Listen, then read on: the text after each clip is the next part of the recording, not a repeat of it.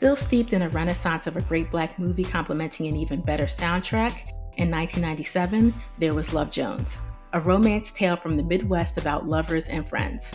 Focused on the entanglement of Nia Long's Nina and Lorenz Tate's Darius, plays like the black cool 90s version of About Last Night. And when I say better soundtrack, I mean an R&B first, as Love Jones's thematic tone leaned heavily on the emerging neo-soul sound, classic jazz, and spoken word poetry. The Love Jones soundtrack magnifies and accentuates mellow, smooth aesthetics that were very quickly becoming a refreshing and welcomed contrast to hip-hop's permeation into all facets of pop culture. A cuffing season, warm tea on a rainy Saturday affair featured tracks from newly arrived artists like Cassandra Wilson, Trina Broussard, the brand new Heavies with the soundtrack's only up-tempo tune, Kenny Lattimore, Maxwell, the pre-Miseducation solo Lauryn Hill, Groove Theory, Michelle Ndegeocello with Sweet Marcus Miller, and the harmonic prowess of Escape. But the standout, the artist and single that made me pick up the album to give it a listen was scene stealer Dionne Farris. That intensely moving voice from alt-rap's Arrested Development and her solo debut, Wild Seed, Wild Flower, sang the emotional range of the film flawlessly on the beloved opening track Hopeless, produced by American Idol Randy Jackson and a then unknown Van Hunt who wrote this song along with Farris. Together, they truly weaved an intricate knot of the relentless complications of the human narrative, a particularly impressive skill of Van Hunt's, brilliantly mastered on his debut album 7 years later. It's a narrative steeped in the landmines of new connections tied to sex, romance, and intimacy.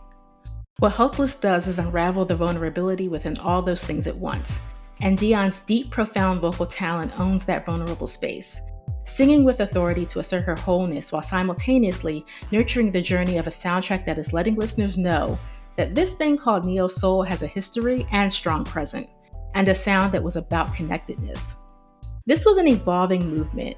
In 1997, another intriguing artist blossomed on this stage to set a whole vibe for the next century just around the corner.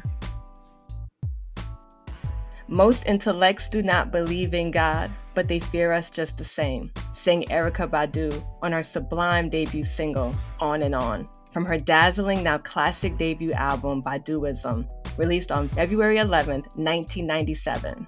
An album that expanded on the sound of R&B and the neo-soul subgenre in particular, making Badu its queen and one of its pioneers. Though, like D'Angelo, she understandably rejected the confines of the term. But it's hard not to find a word or phrase to describe what they were doing, because this was so distinct from mainstream R&B. But y'all, Erykah Badu debuted with a single that challenged and transformed what an R&B song could be about. On and On, in essence, is both neo-soul and hip-hop respectively, but content-wise, it felt somewhat like Parliament Funkadelic, space age, new age, metaphysical, existential, and funny as hell all at once. This was pretty mind-blowing stuff. 5% teachings and a vocal delivery reminiscent of jazz icon Billie Holiday. Erykah Badu was here to stretch R&B into new territory. Most fascinating is that On and On not only dominated Black radio, it was a commercial success. How many songs about Afro-philosophical themes go mainstream? Her influences are clear: jazz, soul, funk, hip-hop. You can clearly draw a line from the Native Tongues collective of A Tribe Called Quest, De La Soul, Queen Latifah, to Erykah's sound. The alternative hip-hop space that celebrated Afrocentricity and embraced the knowledge of self. But Erykah brought these themes into R&B music and was widely adored and highly acclaimed. The head wrap became her signature and caused a new wave of Black women and girls rocking them in the process. Even the way Erykah sings about R&B's most central theme, love, is heady and remarkable. Take her song, Next Lifetime, where Erykah is already in a relationship and finds herself drawn to another man. Her anguish expressed here is cosmic. I marveled the first time I heard this song. She literally sings, I guess I'll see you next lifetime. This was R&B at its most abstract and mystical, but she makes it feel so relatable. The inner torment of meeting someone you can't be with is as familiar as any theme about love. But Erykah gave it cosmological significance. That forever is a tangible thing, and lifetimes beyond this one hold tremendous possibility and attainability. In the video, Erykah briefly moves through different eras of Black history, from the motherland to Black nationalism to Afrofuturism. And in each era, a new man enters her life, all of them played by hip-hop artists. And she doesn't stop there. Her song, Other Side of the Game, explores the complicated nature of being in love with a drug dealer and the indecision of being pregnant. She doesn't demonize her drug-dealing lover, she sympathizes with his struggle and the life they've chosen. But it's also evident she fears their future, and the uncertainty she feels is palpable.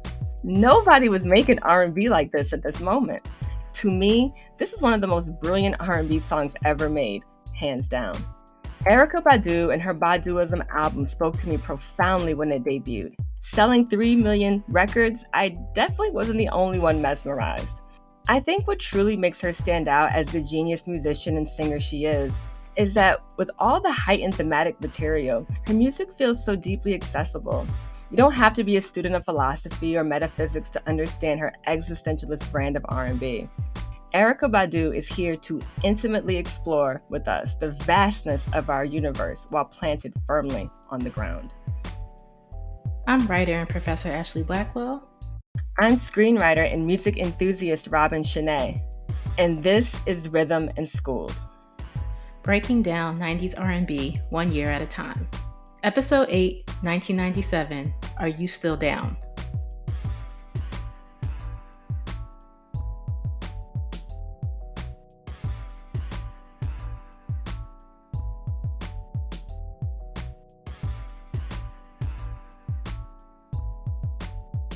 On January 30th, 1989, controversy swirled in the Black community when pop star George Michael won a Grammy for Favorite Soul R&B Male Artist with his hit album Faith, and also won the Best R&B Album Award.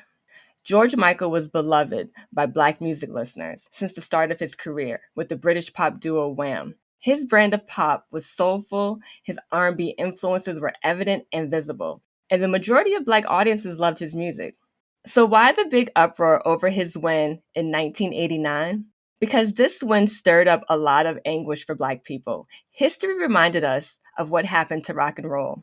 Birthed from the brilliance of Little Richard and soon evolved into a genre that had very few Black artists, a complete whitening to the point where many of us had to be told rock and roll started with Black creators and innovators.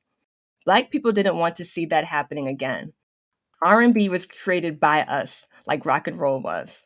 We were also keenly aware that whenever white artists made quote-unquote Black music, they would sell more records and be embraced massively in a way Black artists were not. In our very first episode of the podcast, Ashley and I delved into the birth and the transformation of R&B over the decades. And what is clear in our episode and in history is that R&B music is part of the central nervous system of the Black experience in a way that cannot be denied. So what happens when white artists make R&B music? Well, it's all very, very complicated. The term blue-eyed soul was coined by a Black radio DJ from Philadelphia named Georgie Woods. He used the term as a way to label white artists who got airplay on Black radio, notably at that time in the 60s with the Righteous Brothers, and eventually Dusty Springfield, Small Faces, and the Spencer Davis Group. By the 70s and 80s, white artists who made R&B and soul like Kenny Loggins, the Doobie Brothers, Hall & Oates, George Michael, Simply Red, Culture Club, these artists were often embraced by Black audiences. And notably, most notably, the very much adored and beloved Teena Marie, whose relationship to Black music listeners can hardly be articulated. All I can say is Teena Marie was and will always be family. By the 90s, many Black music listeners had moved past the term blue-eyed soul, a term that lots of white artists singing R&B also rejected. Some of the fears of Black audience were mostly quelled, because by the 90s, we could see that no one was stealing R&B from us. Even when white artists made huge records in R&B, that didn't necessarily whiten R&B. Even with some skepticism, many Black music listeners believed we could distinguish the genuine white recording artists from the posers and the appropriators. When we get to 1997, white recording artist Jon B releases his second album, Cool Relax, and he is fully embraced by Black radio. Though nowhere near the collective adoration Black people have for Teena Marie, But like her, Jon B is seen as an authentic R&B singer, and he also appeared to be completely satisfied with being a mainstay on Black radio and BET. Like Tina Marie, he was fine with making R&B music for Black audiences. There seemed to be no desire to cross over. His album Cool Relax is a remarkable display of smooth, romantic R&B. Babyface's influence is clear, but Jon B has his own unique signature on R&B. There's like this tremor in his voice that is so particular, and on his mid-tempo grooves, aching vulnerability, and lush, silky slow jams, he makes himself distinct in the pantheon of blue-eyed soul. With his magnificent chart topper, They Don't Know, about the fragility of a relationship being strained by gossip, the mid-tempo standout Are You Still Down, which featured Tupac, the sweet romanticism of I Do What You Say, Boo. Along with a slew of soulful jams on this album, Jon B proved he had a place in R&B music. He wasn't here to steal anything. He was truly here to show love.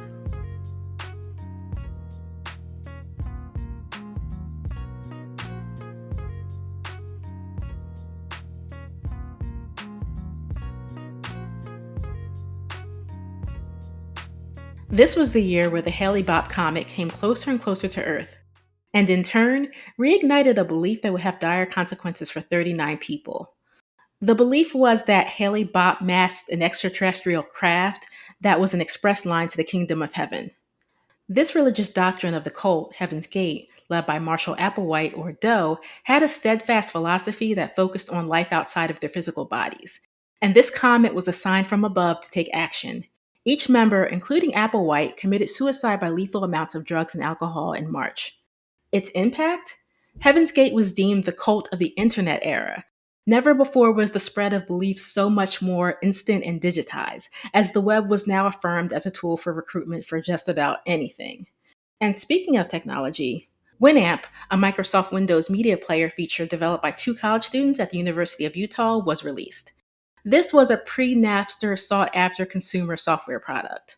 So before digital music sharing, if you wanted the hits on repeat, you had to hit up your local Coconuts or Tower Records for some of music's biggest songs and artists of the year. Like the antiseptic Wonder Bread trio of brothers Hanson with their everywhere single Bop. Pop acts were sizzling during this period and had legions of fans screaming for additional units like the Backstreet Boys, NSYNC, and UK's The Spice Girls. Now, I told you we were in an atmosphere of a women in music era that came out possibly a bit more bolder than yesteryear, taking the mainstream and main stage, starting with poster child Alanis Morissette.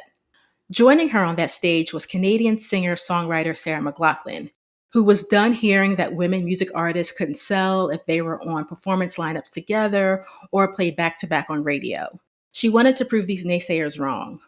So Lilith Fair was created as an all-woman artist experience for concertgoers who were into the very profound in folk, rock, pop, and country of the time. And on July 5th, Lilith Fair began a 3-year tour run that more than proved its worth in profit and audience sizes, becoming one of the highest-grossing concerts of the late 1990s, outpacing Lollapalooza with $60 million in sales on tickets alone pre-inflation. While breaking the gender barrier, its success did not mean it was immune to shortcomings, especially in the arena of music genres and artists who got to take the stage. You know what I mean. R&B, soul, and rap. While there was no doubt it was awesome to see a nod towards the sisters a bit more removed from the milieu of the R&B and hip-hop of the time like Tracy Chapman, the variety of acts left more to the imagination. How could Lilith Fair be more than one note? Enter Queen Latifah, Erykah Badu, India Davenport, India Arie, Maya, even Monica joined the bill, and Missy Elliott, who this year, before joining Lilith Fair in 1998, released her first solo effort, Supa Dupa Fly, punching down on lames who truly didn't believe in women as a creative force in hip-hop and the audacity of a woman who doesn't fit into the industry's generic beauty model. She was like our generation's Bessie Smith. Now let's shift towards talking about film. Now we don't have nearly enough time to name them all, but I remember the marketing and hype beast for Scream's sequel and evangelized about it during the week of its release in early December, just in time for my birthday, and I was there opening night. And you could not grab the soundtrack. True to the times with its spread of rap, R&B, alternative, and rock, You want to talk best covers of all time? Look no further than D'Angelo's version of Prince's She's Always in My Hair recorded for the soundtrack. Some of my other personal favorites were Jackie Brown, Eve's Bayou, Soul Food, I Know What You Did Last Summer, which I saw opening night with a packed crowd and friends. I came home exhilarated. Playing God, Trojan War, and let's not forget cult classics like Chasing Amy, Starship Troopers, Baps, Lost Highway, and The Fifth Element. Major box office champs were Men in Black, Jurassic Park, The Lost World, Liar Liar, and Titanic. This movie just wouldn't go away. My Heart Will Go On by Celine Dion. The complimentary song to the film was on the radio every single second. When I finally saw the movie, I hated it even more for being so astronomically mediocre, yet completely taking over pop culture for way too long. Just a refresher, Titanic is about the real life tragedy of the large ship sinking in 1912, with writer director James Cameron adding a class crossed love story with Leonardo DiCaprio and Kate Winslet, making over $2 billion to date off of an estimated $200 million budget. This was in the not for me category so firmly, still is. I cannot express how much I am glad this phenomenon is past tense. Records and milestones were being made in television as well. The Simpsons became the longest running animated television series ever. And stand up comedian Ellen DeGeneres, now in the fourth season of her popular TV series titled Ellen on ABC, made a media splash when her character came out as gay on national television, making her the first queer leading character in the medium. The controversial Puppy episode had a week-long lead-up, with Ellen appearing on the cover of Time magazine with her own public coming out line that simply said, "Yep, I'm gay," and an exclusive 2020 interview. On April 30th, about 42 million people watched the hour-long episode, where I remember cackling like a fool when Ellen's character, who was trying to get with Laura Dern's character, accidentally leans into the microphone at the airport and says, "I'm gay," and a swell of canned laughter let the moment take a beat. Never again would Ellen's show have a pinnacle quite like it, and it would be canceled by the next year due to low ratings. But another big news that was no laughing matter. INXS frontman Michael Hutchence reportedly committed suicide in his room at the Ritz-Carlton in Sydney, Australia. Improv and comedic actor Chris Farley was found dead on December 18th of a speedball overdose at 33. And Princess Diana, the Princess of Wales, who broke barriers by being unabashedly beloved by people regardless of race, culture, ethnicity, and age, was fatally injured in a car accident on August 31st in Paris, France. At only 36 years old, she used her position to rid the public of prejudices about people living with HIV/AIDS, comforted the sick, folks without homes, and additionally took a historic trip to Angola to meet with landmine survivors and walked the land, advocating for the banning of them. In her authenticity, she was the people's princess. At her funeral, Elton John sang Candle in the Wind, a single that quickly became the fastest selling single ever, and later in the year, the all-time global bestseller. But when will it end?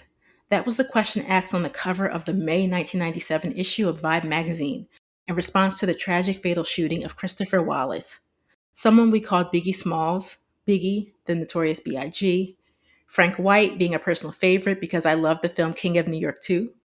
On March 9th in Los Angeles, after leaving an overcrowded party at the Peterson Automotive Museum, we lost a young man bursting with genius lyricism, a master at his craft who was also a son, a husband, a father, a loyal friend, and a budding business mogul. At just 24 years old, the world was his.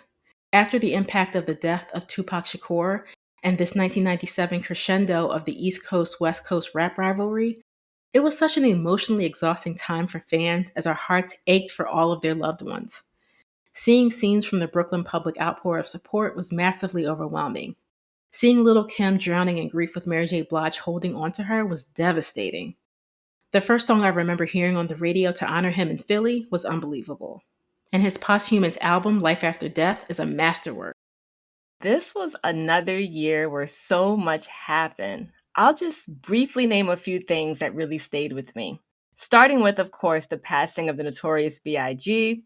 He, at the time, was my favorite rapper, and still now he's in my top 5. Such a phenomenal talent gone too soon. And I agree with you, Ashley. His Life After Death album is a masterwork. And it was so overwhelming to lose him and Tupac months apart. The hip hop generation was grieving hard, and losing these two giants was a profound loss. Definitely changed hip hop too. Princess Di's passing was very, very sad. Black folks really adored that woman for all the reasons you mentioned. She was beloved by so many. And I remember being in a journalism class in high school where we discussed the media firestorm around her passing. On a much, much lighter note, Scream 2 remains my favorite movie going experience of all time. I was 17, hanging with my cousins down south in North Carolina, and we saw that film with a predominantly Black audience, and it was absolutely wild. We had a blast. Eve's Bayou is a film that changed my life. As a young screenwriter at the time, I felt like that movie gave me permission to tell the stories I wanted to tell, the way I wanted to tell them. It remains my favorite film for so many reasons. And finally, I just want to acknowledge the brilliance of you aligning Missy Elliott with the Empress of the Blues, Bessie Smith. Child, let me do a whole documentary on that lineage right now. This is such a keen observation. Missy didn't fit into any box as an artist or an image, and she was bold in her sex positivity even before this was a term. Her unique flow, her frank sexual lyrics, and innovative approach to rhythm and blues and hip hop is definitely because of Bessie's legacy. Honestly, Bessie's legacy is vast, but please don't get me started. I will be here all day.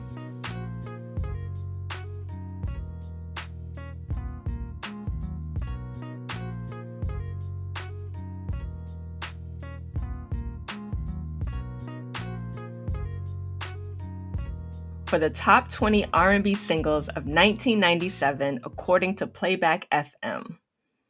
I'll Be Missing You by Puff Daddy and Faith Evans.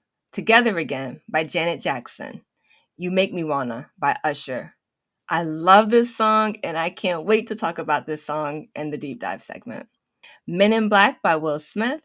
Can't Nobody Hold Me Down by Puff Daddy and Mace. Hypnotized by Notorious B.I.G. My Body by LSG.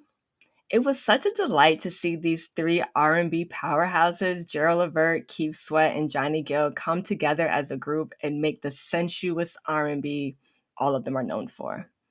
In My Bed by Drew Hill, the remix and the original go hard. The OG has the drama and the theatrics, and the remix has that bounce and that super dope quotable rap by Da Brat. No No No by Destiny's Child. More Money, More Problems by Notorious B.I.G. Don't Let Go Love by En Vogue. Four Seasons of Loneliness by Boys to Men. Honey by Mariah Carey.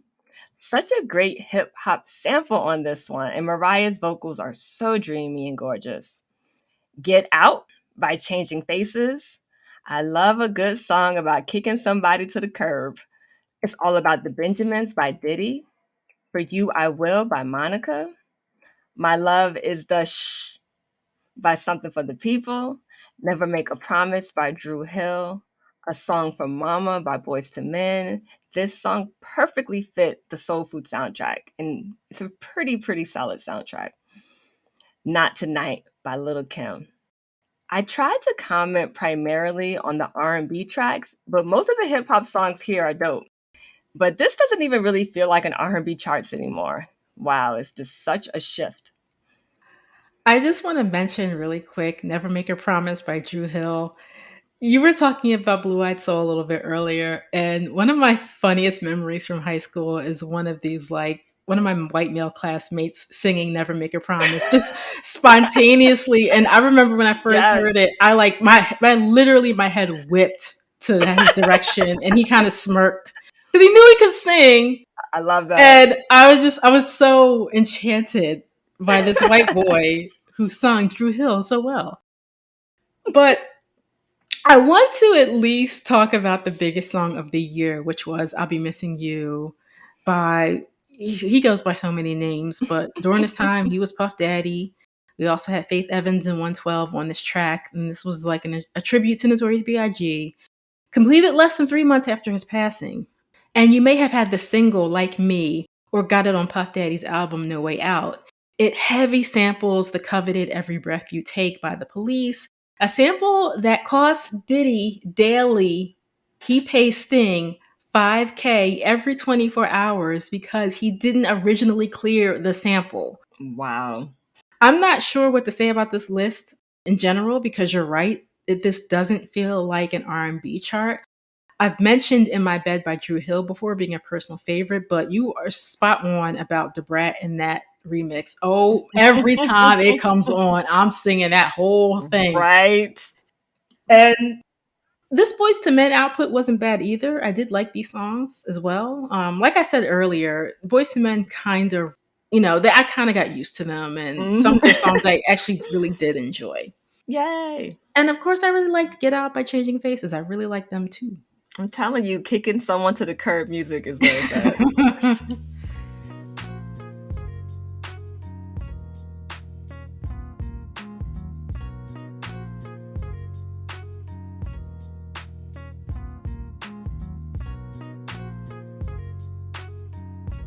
And now for the 40th Annual Grammy Awards, aired on February 25th, 1998, to celebrate music made in 1997. The nominees for Best Rhythm and Blues Song of 1997 are Stomp by Kirk Franklin and God's Property, On and On by Erykah Badu, I Believe I Can Fly by R. Kelly, Honey by Mariah Carey, No Diggity by Blackstreet. And the winner is I Believe I Can Fly by R. Kelly. Yep, the biggest, most universal song of the year won. From this group of nominees, this song had the utmost crossover appeal, maybe, and it was light years more accessible than his previous works. We can all probably agree.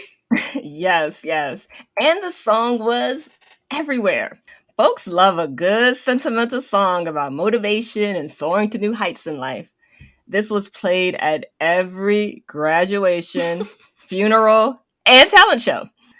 But if I had to choose, I'd give the award to Erykah Badu. On and On is a game changer. Also, seeing Stomp here is so interesting. Kirk had conservative, traditional Black church folks upset for a while with the way he infiltrated R&B radio with gospel/Christian songs. He was dissolving boundaries between secular and quote-unquote sacred music, and a lot of people were not happy at the time. This line of thinking has a very complicated history, but personally, I love Stomp. The whole God's Property album got me through some tough times when it came out, and honestly, it still gets me through.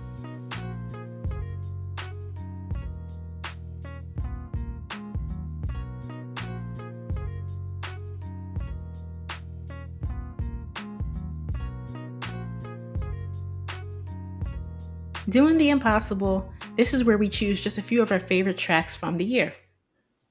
My first pick, You Make Me Wanna by Usher. You know something I absolutely love about R&B music? You will sometimes find some of the most cold-blooded songs over the smoothest, funkiest beats. Case in point, in 1977, Teddy Pendergrass had a song called I Don't Love You Anymore.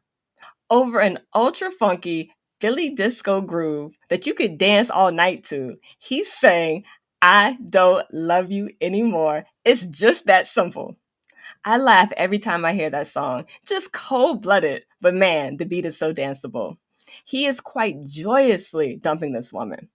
Usher on this remarkable single is going for something similar, but also a bit more complex, which is truly why I love the song. You Make Me Wanna is kind of cold-blooded if you're his girlfriend. He sings, You make me want to leave the one I'm with and start a new relationship with you, quote unquote. It's a funky, upbeat R&B jam with hip-hop swagger and an impeccably layered acoustic guitar. He is singing to his female best friend or confidant, the one he constantly confides in, the one who hooked him up with his girlfriend in the first place, which honestly makes the song a million times more amazing. First, how often do guys fall for their female besties? Most of us just be living on the sidelines from my own personal experiences. Also, it's so rare to even hear a song where a man is talking about a female confidant at all. And here in this song, Usher is tormented by his deepening feelings for the woman he confides in. Should he leave his girlfriend for his girl best friend? And y'all, we ain't even got to the kicker yet. He is asking the confidant what he should do because she is the one who understands him and knows him. He wants her help figuring this out. This is such a great song for so many reasons. I marvel at it anytime I hear it. Plus, he wants a relationship. Emphasize relationship, not a fling, not a one night stand. He is seeking commitment long term. It was a massive hit and my favorite song from the My Way album. With the help of the highly skilled producer Jermaine Dupri, You Make Me Wanna and the sophomore album My Way launched Usher into superstardom. The moment I saw the video, I saw Usher so differently. He was grown up. His vocals were mature. His dancing was thrilling to watch. His swag was on 100.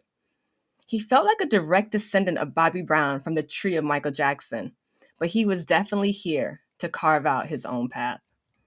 For my next pick, The Sweetest Thing by Lauryn Hill. So, The Sweetest Thing is from the Love Jones soundtrack. I think the song perfectly fits a film centering the dizzying, often unexpected whirlwind of love and romance. This is definitely one of my favorite love songs, and I'll explain why.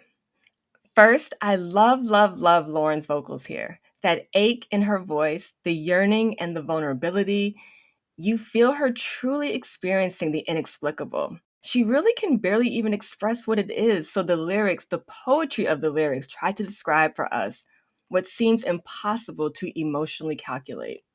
And that's what I love so much about this song, the lyrics. So much depth, so much nuance and cleverness captured. For instance, quote unquote, makes me argue just to see how much you're in love with me. And quote unquote, I get mad when you walk away, so I tell you leave when I mean stay. The song is tangled up in the contradicting feelings of love. The way we can fight what we feel and then surrender completely to it at the same time.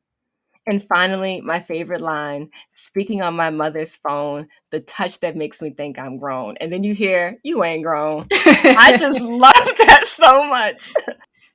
There are moments when you hear Lauren speaking while she's singing, a lot like a inner voice, a bit of self-reflective call and response. It's a space where one is living proof and a witness to what's happening to them. For my next pick, I chose Stop by Rasan Patterson. If you are Gen X or an elder millennial, you might remember Rasan Patterson from the 80s kids show Kids Incorporated, where kids would perform music numbers on every episode. The show also had folks like Fergie from the Black Eyed Peas and eventually Jennifer Love Hewitt. I loved the show as a kid and always remembered Rasan Patterson because he played the kid and he was the only Black kid on the show at the time. Fast forward to 1997, and Rasan Patterson releases his single and debut album. Stop By is a really dope neo soul funk jam. Prior to this release, he notably co-wrote Brandy's single Baby and Back to the World for Tevin Campbell. When you listen to Stop By, you can feel the vibe of Baby. It's so vibrant, which is how I describe everything Rasan Patterson does, but especially on this single. It kind of reminds me of the music from Maxwell's Urban Hang Suite, one of those after-hours disco party jams made very specifically for its so late it's early listeners. The song is about a man who had a romantic encounter that was so good he wants a repeat experience because he's falling in love and lust. Did I mention how funky this song is? You can feel the impact of 70s and 80s funk here, even with Rasan's vocal delivery. I've been a longtime fan of Rasan. He's made a very long, meaningful career and many super solid albums out of creating consistently wonderful R&B music. Stop By is just a part of the early phases of his magic. For my next pick, When You Cry by SWV. I love that When You Cry really sets a mood, pun intended. The song beautifully samples Tyrone Davis's In the Mood, which is a deep soul heavy hitter. Deep soul, another subgenre of R&B, best described as an offshoot of Southern soul, which is rooted in grit and passion and often very mature romantic themes, with an almost gospel-like fervor and delivery. and the Black elders who would affectionately call it liquor house jams, juke joint jams, or red cup music. If you know, you know. Tyrone Davis is one of Deep Soul's biggest names. The sample and Coco's gorgeous vocals are magical here. The song is sensual yet emotionally captivating. The idea of consoling a man in tears feels refreshing as well. The song is about the oneness of love. Whatever you experience, I experience. The chorus is playful and childlike with lyrics like, if you love me once, I'll love you twice, quote unquote. But also the song feels like a plea for commitment and perhaps also forgiveness. Coco's vocals just soar here, and the mood is slightly haunting, which is probably why I love this song so much. And my final pick, Full of Smoke by Chris John. I've mentioned in previous episodes about the way 90s R&B artists were paying homage to legends of previous decades, either with renditions of classic material or with original material giving it a retro feel. Full of Smoke is an original song marinating in classic 70s soul aesthetics and was released on Rockefeller Records. By this time in my life, my dad had already introduced me to blaxploitation films and those incredible soundtracks. Curtis Mayfield's luminous Superfly album got a lot of play in our home. My dad is a big fan of Curtis, and I ended up becoming a big fan in the process. Full of Smoke feels so much like Curtis Mayfield. It also feels like a kindred spirit to Marvin Gaye's Trouble Man song, also made for a blaxploitation film of the same name. With Full of Smoke, there's this soulful hustler vibe to it. It's very moody and atmospheric and also very haunting. There's real despair here. It seems like the song is about the perils of addiction, street life, and the facade and fragility of cool, where cool becomes self-destruction. It's like a whole blaxploitation movie in a song. I think it's pretty dope, and I just felt like I had to mention it here. And I think it's important to note, retro soul would eventually become its own subgenre by the 2000s. Contemporary artists making vintage-sounding soul and breaking through with recording artists like Sharon Jones and the Dap Kings, Duffy, Charles Bradley, Amy Winehouse, Joss Stone, and Raphael Saadiq, to name a few. So Ashley, what's your deep dive looking like? Oh, wow. Joss Stone. That's wow. We got to get into that later. But my first pick here is Let It Go by Ray J. And I just think it's a shame that a multitude of shenanigans have completely eclipsed his first album and their singles. It's almost as if they never existed, much to my chagrin, because Let It Go is a rootsy, bluesy swing joint with Ray J's singing talent at its peak here. Even the video has a hip hop juke joint feel to it. Maybe an interpretive nod to Ray J's family roots in Mississippi. I don't know. Just taking a good guess here.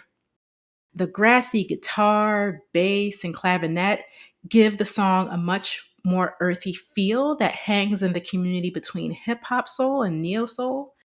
When Ray J sings about letting go, he's talking about the pain, hostility, and the hard times of a 9 to 5, and insists on relaxing and getting your boogie shoes because we all family here. There's nothing else to do but dance and lose control. At 15, Ray J had a charm and talent that made it easy for him to transition into solo R&B artist territory after his stint on The Sinbad Show. And being Brandy's little brother didn't hurt either. Working with Brandy collaborators like producer Keith Crouch and Rasan Patterson on background vocals, Let It Go is a Norwood staple that I feel is criminally underrated. Also in 97, you had Swing My Way by KP and Envy. Hot off of our exposure to the single My Boo, transcending regional taste to become a banger for the many, the bass thumper Swing My Way seems to ride this hot trail effortlessly. The Southern-infused colloquialisms, beat-matched rhymes, and the blue-eyed songbirding had listeners intrigued, including myself. So much so that Swing My Way reached number 6 on Billboard's Hot 100 in March of 98, and number 5 on the US Hot R&B and Hip Hop list. A collaboration between two Atlanta-based aspiring solo artists, so rapper KP is Kia Phillips, and singer Envy was Susan Hedgepeth, created a dance floor jam about getting the guy with lines like, "Swing it over here, shouty." It's been mainly quiet for those who worked on this track. Now, I am familiar with background vocalist Algebra Blissett, who emerges as a solo artist within the neo soul movement a few years after this, and one Ludacris Bridges, who wrote the remix, which breaks the following year on the Can't Hardly Wait soundtrack. I love that soundtrack. But the main two have been low on the radar in the biz sense. Now, separately, they appeared on other tracks for other hip hop artists specifically. They have been releasing their own music. Oh, and if you're trying to call Envy to swing your way, you better use her new name, which is Sue Lane. I also thought about Crush by Jeanne as another great single from 97. It's the soothing, melting process of two contrasting yet dynamically blended voices that enrapture you first. I've listened to this song countless times and still am in awe of how they did all that harmonizing. Again, two distinct deliveries, yet their bond is near incomparable. We've mentioned this duo before because of their strong appearances throughout the decade. Jeanne's setlist has been aimed right at the melanated college crowd, but other young brothers and sisters were also along for the vibe as well. Jeanne's second album, Saturday Night, is a Gen X happy hour setting the mood for the inevitable quiet storm. The first single release, Request Line, and then the second, Crush, follows this formula. The whole effort is right on time with 90s R&B infused with classic soul, funk, and jazz. Crush is one of my favorite cool out songs, but it has plenty of warmth within the lyrics written beautifully by one half of Jeanne, Renee Neffel, KG, and Darren Lighty. Even though it leans heavily into the unrequited affection theme, Crush is brought to life with palpable angst. I am so with you on how this is a favorite cool out song. It's just a gorgeous groove. And you already know how I feel about Jeanne. Just so underrated. But they made some really dope R&B jams beyond their Hey Mr. DJ moment. And this right here is the evidence. Oh, yeah, this album should get more love than it does. Yes. And speaking of like your kind of quiet storm type of songs, one of my favorites from this era is Anytime by Brian McKnight. Now, if it sounds familiar, there's an interpolation of Michelle Cello's Outside Your Door from her debut throughout. And if I'm being honest, that's probably the hook for me for this song. But I also really resonate with the chorus that are sung questions initiated to quell the vulnerability beasts. So the longing of missing someone, almost as if their absence is haunting, and riddled less with closure and more with uncertainty. Anytime is an anxiety lullaby that feels too real. And this is also the title track of his third album and his first album to make it to number one. And how could we not mention Rain by SWV as a 1997 single? This is a song that Lily insists saved their third album released some tension, and written by Brian Alexander Morgan, who Taj declares is the essence of the SWV sound. These digital streets have declared analysis on this infectious ballad, the suggestion being that the song is about the release of bodily functions during intimacy. Now, for me in 1997, I would have never guessed. I was 15 going on 16, and I was personally trying to hold on to the last bit of innocence I had. As recently as 2020, the trio has cleared up these assumptions. Coco insists that it's about love's vitality, and I am sticking with that.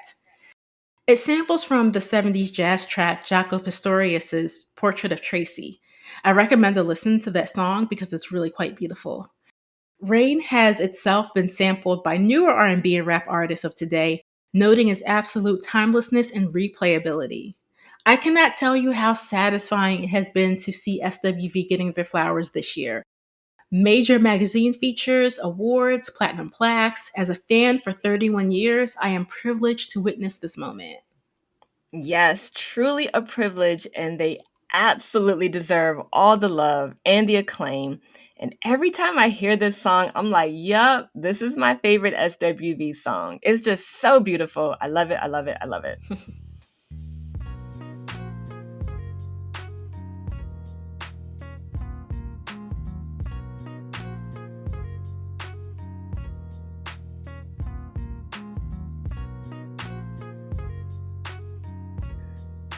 School is in session.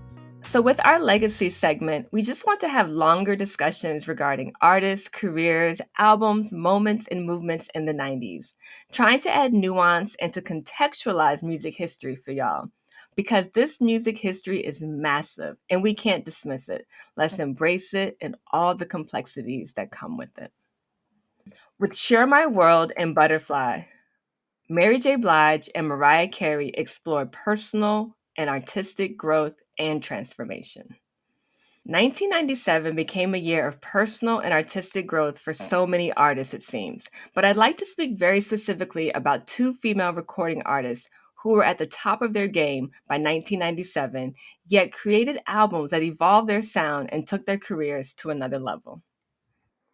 Let's start with Mary J. Blige and her album Share My World, which feels like the catalyst to Mary becoming fully realized as an artist with limitless potential and possibilities. The most notable distinction with this album is the absence of mentor, producer, collaborator Puff Daddy. He was there in the beginning, launching Mary's career with her genre-shifting debut album What's the 411 that helped birth the subgenre hip-hop soul, naming her rightfully its queen. He also was at the helm of her second album, My Life, another groundbreaking effort in hip hop soul, where Mary vocalized her personal demons and became a music therapist for an entire generation. An album often still hailed as her greatest musical achievement. Mary's professional break from Puffy, her label changed from Uptown Records to MCA, and Mary becoming an executive producer all factor into the significance of this album. Mary experiencing a newfound sense of personal liberation, growth, and confidence resonates strongly here. Listening to the album, there's a sense of optimism, hope, and even redemption unseen before. I always think finding the right collaborators can make or break a recording artist's career. This time around, Mary cast a wide net of producers with legends like Jimmy Jam and Terry Lewis, Babyface, up-and-comers like Rodney Jerkins, and featured appearances from legendary musicians George Benson and Roy Ayers. With the feel-good first single, Love Is All We Need, featuring Nas, we could sense that Mary was in a very different place in her life. You can feel the yearning for joy and celebration. My favorite track on the album is the hip-hop soul bop I Can Love You, featuring Lil' Kim spitting a now classic lyrical cannonball for the Notorious B.I.G. Mary has a take no prisoner's confidence on this track. Her vocal approach here is so mature and so self-assured. This is Mary in the midst of an awakening. Standout tracks like Missing You, the George Benson assisted 7 Days, and Everything, which is often stated as being a fan favorite, illustrate the artistic growth in Mary as she takes real chances with production and approach to the material. And the song Share My World, also the name of the album, says so much about where Mary is personally and artistically. The words are an invitation. Instead of keeping us at a distance, Mary invites us in. The song itself is a tale centering the reassurance of love and loyalty, a commitment to experience the personal journey of a lover. With this album, Mary expands on her sound, hip hop, soul, and beyond. This is a showcase of an artist in control of her career and destiny. This album had multi-platinum success and commercial crossover appeal. It was here with this album she became a superstar. And speaking of superstars, interestingly enough, Mariah Carey also had something to prove in 1997. She named her album Butterfly because what else could symbolize the beauty of transformation better than that? Like Mary shedding Puff, Mariah made this album after her divorce from husband and record executive Tommy Mottola. And like Mary, Mariah's album Butterfly allowed her a sense of personal and artistic liberation she didn't have before. It's way too easy and often something that frustrates me when folks talk about Mariah's pre-Butterfly career. Despite the pop image that Mottola insisted on, what always made Mariah distinct from her pop diva peers is that she is an incredible songwriter, which has always been what allows her to rise above the fray in its machinations. She is first and foremost an artist. Pre-Butterfly, Mariah became a pop star selling millions of albums with chart-topping singles. By the time we get to her previous album, Daydream, Mariah starts leaning much more into R&B.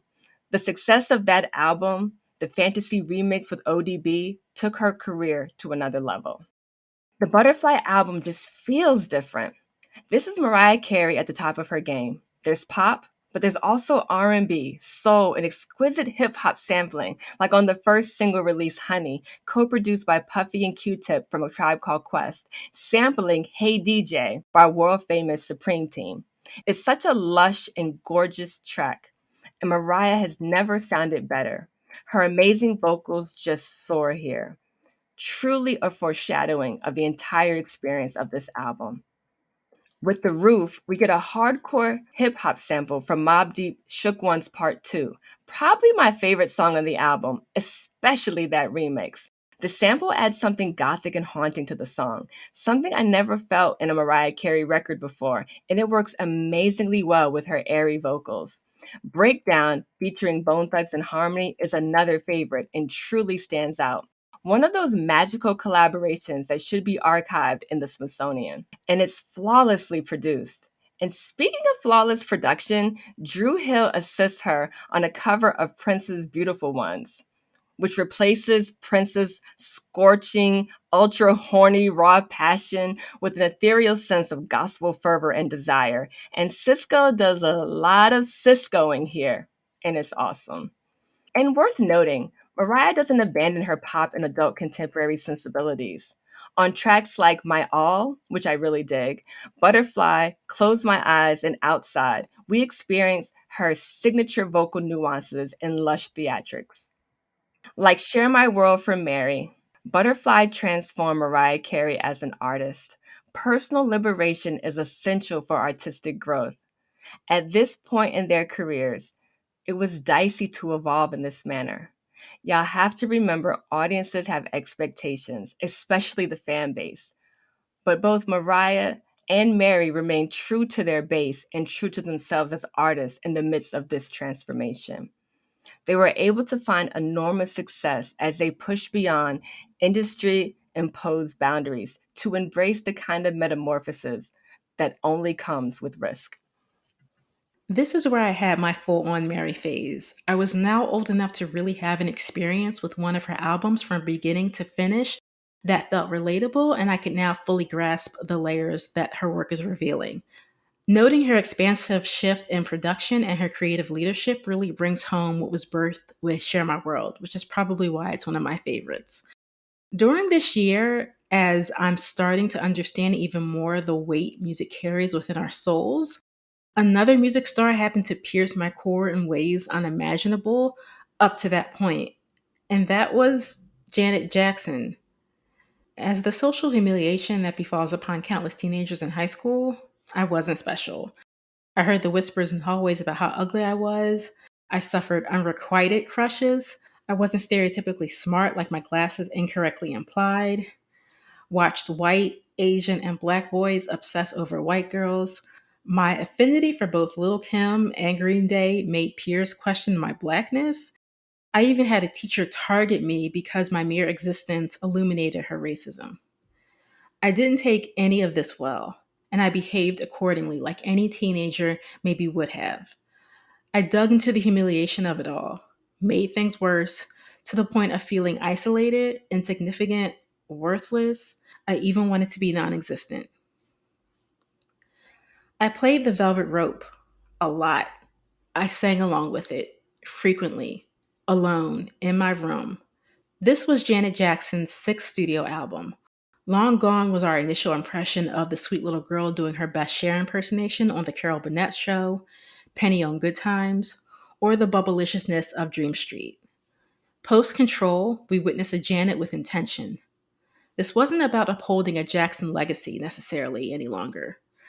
This was an individual who was living the entire spectrum of the human experience. And by 1997, she gifted herself, first and foremost, a work of art so beautifully experimental, bold, vulnerable, and confrontational. I hardly know where to begin. The Velvet Rope is loaded, and its timing for me to purchase and listen to its range is so bizarrely coincidental. Released on October 7th, this was Janet again, writing about what her current life was like. Her candidness reached further as the velvet rope, the term itself symbolic of a barrier and exclusivity, invites us in, as she even states in the title track. During her previous world tour, Janet had a breakdown of sorts. As her painful past was catching up to her, She had to mine a tunnel into her own barriers.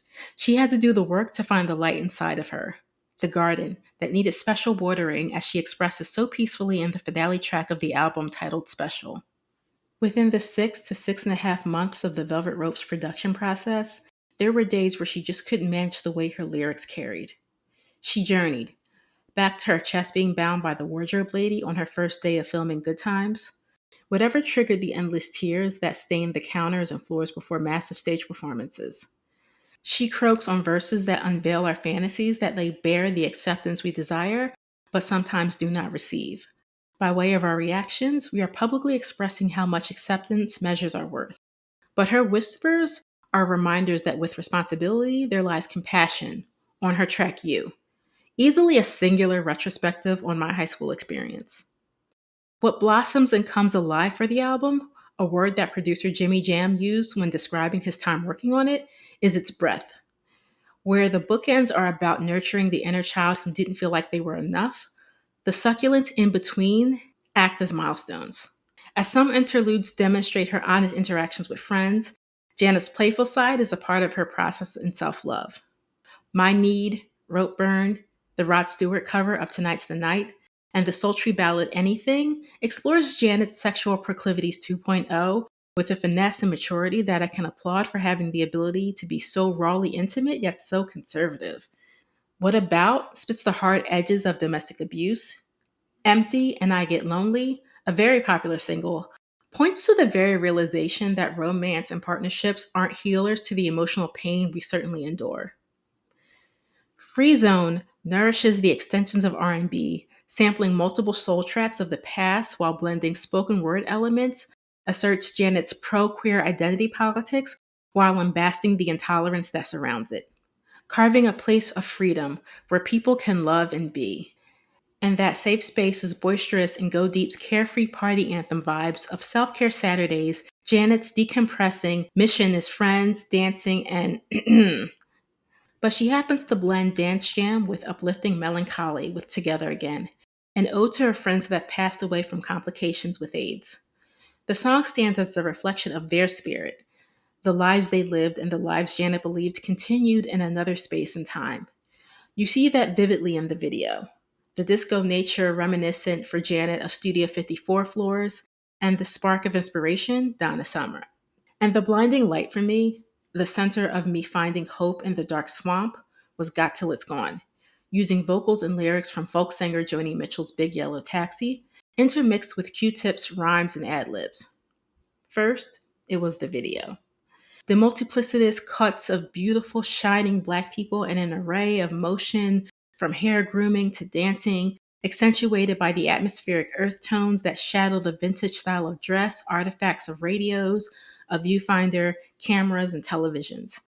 It was the very first time I saw African colonization ridiculed and the beauty of African people celebrated all at once. Janet is practically secondary to the visual message. Director Mark Romanek captures the essence of Janet's target of insularity, intimacy, and pure self acceptance. A space we interpret as a lounge, perhaps set in pre apartheid South Africa. A space where there are no cookout invites because the historical turmoil will never allow. A place where we can be together again. A free zone. It was where I felt safe and loved, not ugly. Janet composed this to reflect on the good that is also available to us that we can't dismiss. I had a mother who did her very best to make her children feel loved and supported. I had quirky friends, and an ardent English teacher who recognized that my talent eclipsed what a standardized test couldn't comprehend. It wasn't always easy to accept that I deserved patience, positivity, happiness, and love. Sometimes I pushed it away, and I regret that now. And I'm so thankful for the times where I didn't think and just felt the good that exists in the world. And it's taken a lifetime towards active awareness to serve others similarly. Because deep down, that's who I truly am. And I know now why Janet's work here hit me so deeply. Her exploration mirrored my own and struck me with a force that was life-saving. The Velvet Rope didn't need to live up to the expectation of her record-shattering contract. It was something Janet did for herself, and indirectly did for people like me. It helped me heal and paved the road for healing. Let's honor it as a key to a healthier sense of freedom. Thank you so much for sharing all of this with us. I know it's not easy to revisit painful memories. It seems like your experience with the Velvet Rope is similar to what Mary's My Life did for me. Music can truly be a comforter in so many ways. So glad you had this album to get you through it. I love the way you explore the endless dimensions of this album as well. The Velvet Rope is a stunning album. And with each album, Janet evolves with her sound and artistry and creates something incredibly dynamic. This was the most personal she'd ever been with listeners. Her level of courage here is startling and awe-inspiring at the same time. It's such an innovative and dynamic work, too. I think it's still rare that artists get this personal. It takes a tremendous amount of strength to be this vulnerable, this unguarded, this naked.